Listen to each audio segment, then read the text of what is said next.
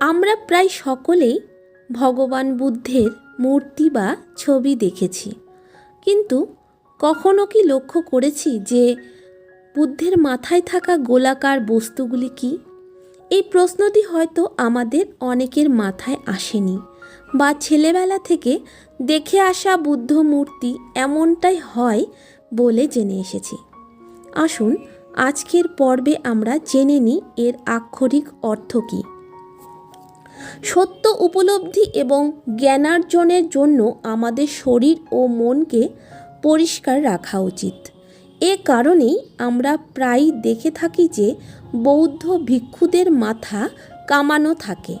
এমনকি ইতিহাস থেকে জানা যায় যে জ্ঞান অর্জনের জন্য গৃহত্যাগ করার সময়ে গৌতম বুদ্ধ তার মস্তক মুণ্ডন করিয়েছিলেন। কিন্তু যখন আমরা